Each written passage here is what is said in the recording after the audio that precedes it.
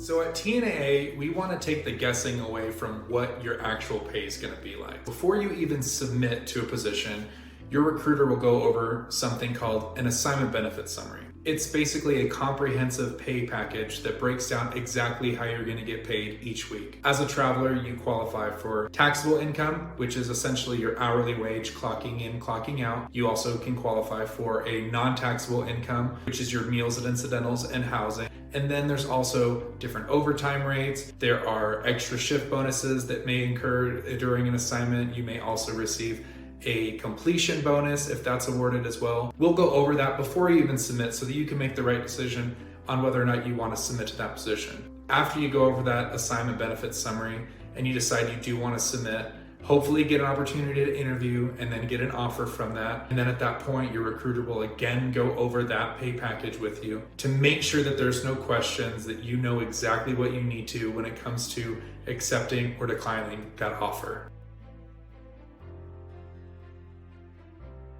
We believe this level of transparency genuinely sets us apart from other agencies. We think that it's extremely important to know exactly what to expect when it comes to your pay before you get submitted to a position and then ultimately accept that offer. You're going to be basing a lot of things off of what we're presenting to you as far as what your pay is going to be. You're looking at your housing, you're looking at other opportunities that may be in play, you're looking at different parts of the country where the cost of living may be different.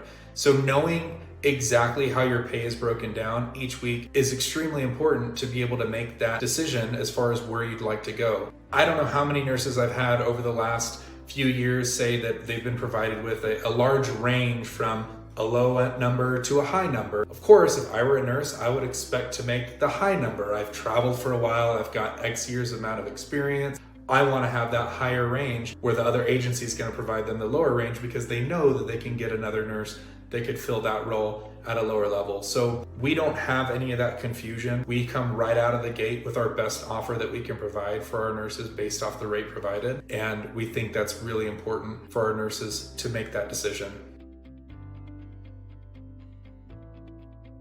What is a real job and what is real pay? The best way that I can explain what I think a real job is and what real pay is simply by basing what rate I see in comparison to that particular specialty, as well as jobs in that particular region. If every job in a certain area looks to be about the same pay, realistically, those are going to be fairly accurate. Now, if you see a job that's paying substantially more, that's a red flag. Why is it paying more? Is it asking for you to float to multiple facilities? Are you getting duped into working 48 hours a week, but it doesn't really look like it's 48 hours a week? Why is that job paying higher?